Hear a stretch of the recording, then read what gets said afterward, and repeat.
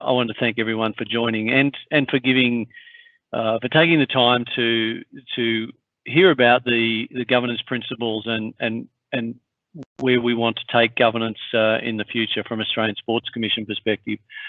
I did want to start off by just talking about governance, and it's one of those things that has been around since around the late 1990s, when we had the major corporate disasters in the US with Enron and WorldCon, where there was fraud that actually took those companies down. And I think from that point on, we've seen an evolution of governance over a long period of time in business. And probably more recently, over the last 10 years or so, we've started to see, much more adoption of governance principles and processes by sporting organisations, because organisations are organisations, whether they're business or whether they're sport or whether they're both. I often get asked, because governance is one of those things, it's one of those words. It's a bit like, for those that are old enough to know, when Y2K was happening back in 2000, as to, well, what actually is it? And governance is a bit the same. I recall in my time working for Ernst & Young, we had one of the top 50 CFOs come and talk to us about governance. And I remember he stood up and said, "I've been asked to talk about governance, but I actually don't have a clue what it's about." And I think that's been something that we've used the words and no one's really understood what it is. In my opinion, everyone will give you different views, but what governance is about how to make decisions and how to take actions and processes. I should confess, and I won't use the club name, but I was a director for 15 years on a Melbourne-based AFL club, and we had no governance processes in place. And at the time that I got involved, and what we ended up with over a period of time was, in that sporting club, was we ended with a very focused board. We ended up with an audit committee, which was we brought in some specialist skills just to focus in that area. We had a separate risk committee, which had separate specialist skills with that area. So, and again, all feeding up into the board. We had a football subcommittee, again, just understanding where football was going. So you can see the different things. It enabled us to have independence. It enabled us to have expertise, and it fitted in with our overall strategy.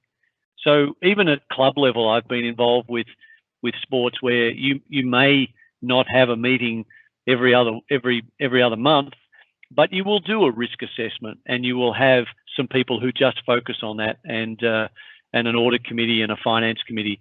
But what it does is it enables the board to receive experts' opinions, an independent view, and an independent thought in being able to, how do we make decisions and how do we go forward?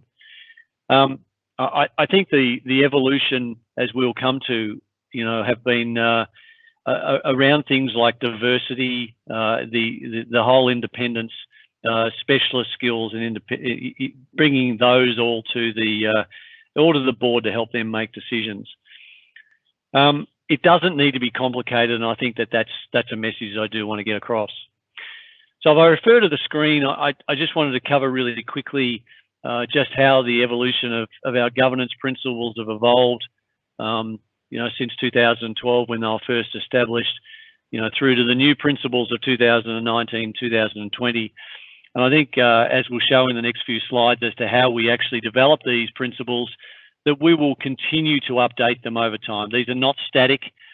Governance is a flowing process, and making sure that the organisation, adapts to change and continues to bring the whole of the sport, the whole of the club, to the discussion, so that we can cover off on many of those issues that may impact our decision making.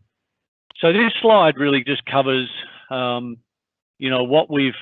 what we've done and why we've done it. So we've had some recent things that have changed. We've ended up with a 2030 sports strategy, which has been adopted by the Sports Commission and the Minister.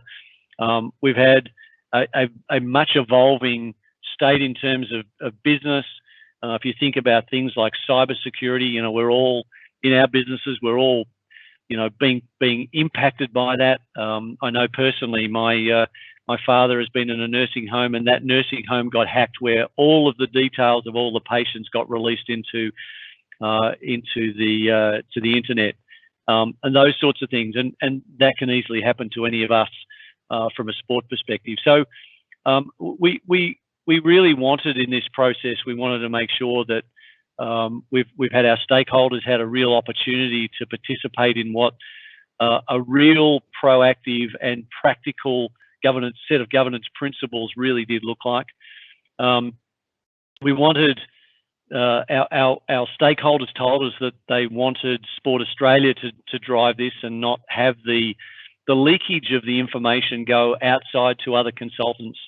We wanted to be self-contained and bring all of the information into our sector and not have it walk out the door. We wanted to make sure that we offered range and flexibility in the way that stakeholders contribute. So we'll talk about that in the next slide. But the diversity in how we did that across the group, and particularly with the advent of COVID and not being able to meet personally, meant that was really important for us to do and to bring all stakeholders to the table. Absolutely critical that we had diverse voices. This is not just about having people that are in sport, but also having some experts outside of the sport to give a different view. Business people who might be able to bring a different perspective, as well as experts in the field of governance. And we wanted to make sure that we had some timely and value-adding data capture and analysis. Data analysis is certainly something that most organisations are doing, and we wanted that to be timely. We didn't want this just to be we had a chat to a few people. We wanted to make sure that we were able to incorporate. And finally, the process of creating the framework was to be purposeful and structured, and a structured engagement strategy. So so we're all on board. There's nothing worse in the sports sector where we've got people who are embedded in it and have been embedded in it for a long time, for them not to really engage in our strategy. So that's how we came up with it. We were wanting to make sure that we understood those issues facing sports, that we brought inside, and we were able to make this an evolutionary process. So very quickly, the evolution process, we did do the face-to-face co-designing, with some of our stakeholders, including all of the states and territory sport and rec departments, who've been fantastic in supporting this initiative, and we thank them for their contribution and their guidance and independence over and helping us to do this. We've also held those workshops in each state and territory, and we brought in directors and executives of the NSOs and SSOs to make sure that we captured that broad range.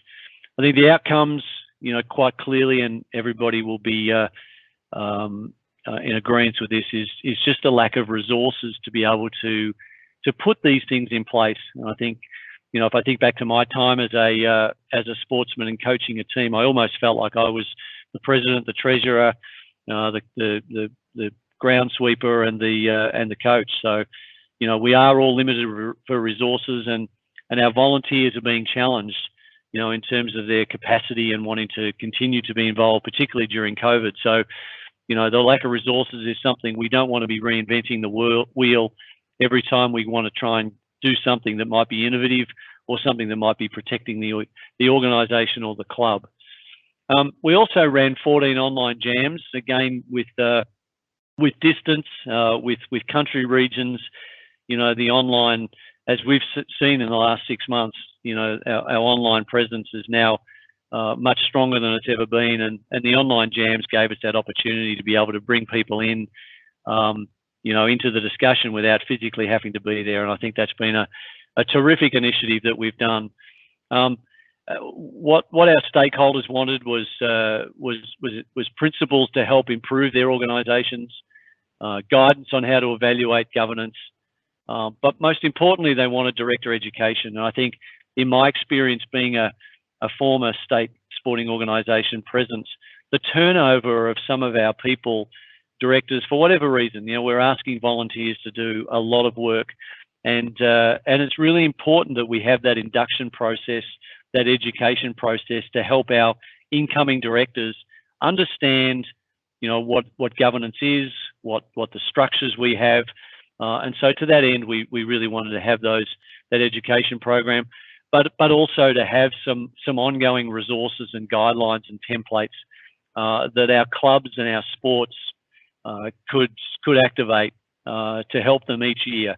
What we didn't want to create a dust gathering War and Peace, turn to chapter 6.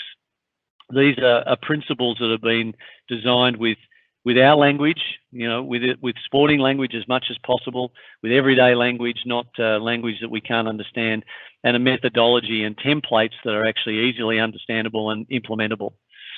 The final thing we did was our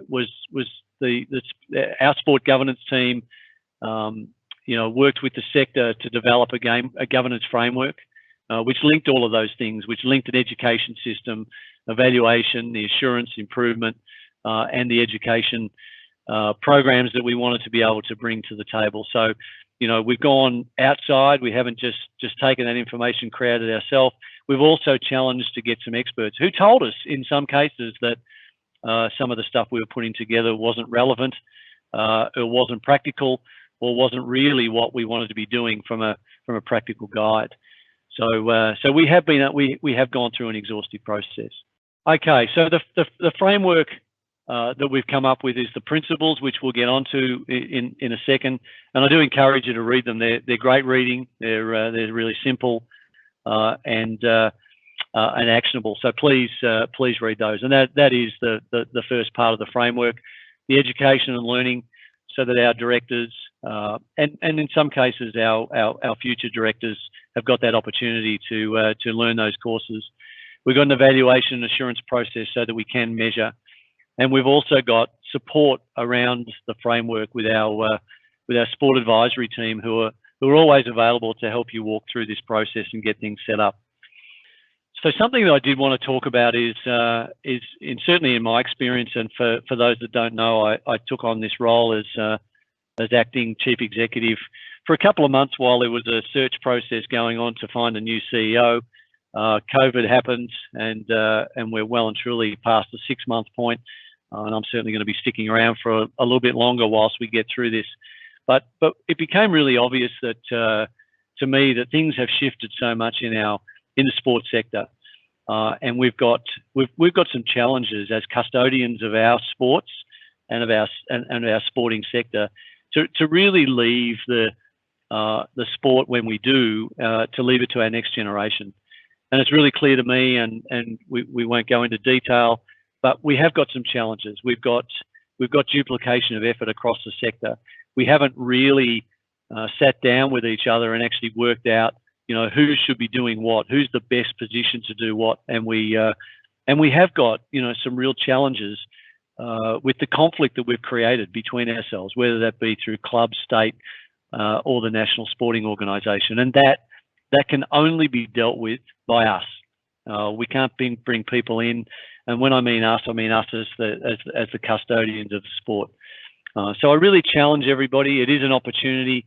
The best time to do change is in a crisis, but don't just immediately keep doing what we're doing. Let's challenge to see if we can get better. Sport is going to be, as every sector of our community is going to be, under enormous pressure to pay back the debt that we have created through COVID. So our sector is not going to be immune to that, and we're going to need to make sure that we're efficient and effective. Above all, the challenges that we do have, and having spoken to every sport across all 99 sports, is the one thing that people are really concerned about is that participants won't come back to sport, that they've found some extra time, and that they'll find a more passive way or a social sport to actually play the game, rather than coming back to the sport that they've always participated in. And of course, the other aspect of that is our volunteers. We're absolutely desperate to have our volunteers, and we are seeing a drop-off. There are sports where, particularly through the COVID time, that volunteers don't want to return back to their sporting clubs. So they're the things that are really, really important. So again, it's a challenge to all of you to actually take on this responsibility and try and work together as a sport to bring out to come up with some innovative ideas as to how we go forward. Just the start line, and I think I experienced this back in 2002 when I started in the AFL at the AFL club, where we had nothing in place, and it is really difficult to start because you're implementing new structures and new processes, and people are always concerned about that. If I can just stand back and just talk in sport versus in business, you will find we have unique structures. We have a hybrid federated model for a start, where we have our clubs, we have our states, and our states own our national sporting organisations. Now that's a hybrid federated model versus a true federated model, whereas our members are the ones that actually own the national sporting organisation and the state sporting organisation. So we have got some unique structures. What I found, certainly being involved with football, was that we had more history and tradition around the football side than we did around the business side. So things like the History and Tradition Committee, was actually a well-respected committee, but it didn't add anything. It was all about the past, as opposed to thinking about the future and the risks that might hurt us as an organisation. So make sure you take those into consideration, and don't set unrealistic deadlines around how to create these things, because they will evolve, and sometimes it just takes a little bit of time to ease into it. I know in my case, the football committee was something that we didn't have, and we needed to have to actually bring the administration and the football side of the business together. One thing that I know all of you would have experienced in being in administration of sport is passion, and the high performance aspect that I've seen some pretty significant and well credentialed business people who have just been reduced to rubble when it comes to dealing with their superhero sportsmen. Something that we do need to be aware of is that when people get involved with sport, they want to be involved with sport, not necessarily the administration. So it's important to have really robust processes to make sure everyone focuses on their role and not someone else's role. And I think the other thing is we've got a variety of purposes within sport. A single organisation can have multiple tasks. For instance, you might have a foundation which supports some charities. You may have your high performance, and of course you've got your administration side of things as well. And I've been involved with organisations which have had other commercial interests as well to be able to feed into the high performance sector. So just remember that. So I'm going to move through these the principles, and I will ask all of you to go through them. But the first one that is really critical is a values-driven culture and behaviours. If you don't have a consistent set of values, and these do not need to be complicated, but in any organisation you're going to have, in any sporting organisation, you will have a high-performance arm and you will have an administration arm. It's absolutely critical that you set those values and behaviours and cultures that you want across both, or across all of the sectors of the organisation. When they're not aligned, they will not be implemented successfully. So if I can ask you to make sure that you've got that, and ask all of your stakeholders as to what our values and what our cultures are within the organisation, because that will set the standard. I think that the concept of the team is really important, and it goes back to what I was talking about before. As an organisation, we have got 3 layers. I really encourage you to be aligned. There are very few of our sports which have got aligned strategies, so one strategy for our sport. I think it's absolutely critical, and there can be subcomponents within each state. But I think it is really important to have that alignment, and particularly through a collaborative governance. If we don't talk to each other, we just don't know what's going in our organisations, and that is absolutely critical. So principle 3 is the game plan, and this is otherwise known as our strategy plan, and every organisation has them, whether they be on 2 pages or 10 pages. It's really clear that good organisations have a purpose, and everybody understands what that purpose is, and whether that's to organisation-wide or it's an outcome focus. It doesn't need to be complicated, but we need to have a strategy and we need to be driving towards something. What I find in the sports sector is because we have very few volunteers and we have a lot of roles, often we just get involved with doing rather than setting a strategy and driving towards it, whether that be increase in participation, increase in knowledge, increase in experience, or increase in fun. But we really should know what we're about and what we are trying to do. Other players, and I think that this is really important. Diversity is absolutely critical. If I go back to my football days in 2002, we had 9 directors, 9 men, 9 white males. We had 25,000 supporters, and at the time we had no diversity whatsoever, and yet our membership base was very diverse. Fast forward 15 years, and we've now got 5 females on the board. We've got multicultural, and we've got 105,000 members of a massive different demographic, and absolutely critical that we're able to understand that demographic. So if I can challenge you to bring different thinking to the board, and if not through the board, through the subcommittees, being able to understand, the different knowledge. I remember the catch cry of my football club was "Eat 'em alive," and that was fine for men. But when we end up with 50% of our female members, we needed a different catch cry to be able to really appeal to future members. And so now we have around 4 of our positioning statements which cater for younger people, older people, for non-Australian gender, for non-Australian, and of course for females as well. So consider that when you're looking at the compositions of your board. Really quickly, you can't have an effective board unless everyone has a scope and a scope to follow in what their roles and their responsibilities are. Okay, the one thing you don't want is you don't want to have a board member who's running off talking to the coach about picking the team. Okay, so it is really critical to make sure that you've got some alignment around what are the rules of your directors and your subcommittees, and what you do and don't want to have. But those rules and those powers and responsibilities, absolutely critical. The playbook, and I think this is obviously another really critical component. The processes which ensure accountability and transparency. There is nothing more important than having a transparent board that you can talk honestly and openly to your members, and making sure that you've got some accountability within what you're being asked to do. There's no point saying that to your members, we just didn't do things. You need to set a standard, you need to deliver on that standard, you need to report to that standard. And so those principles which are outlined are really, really clear.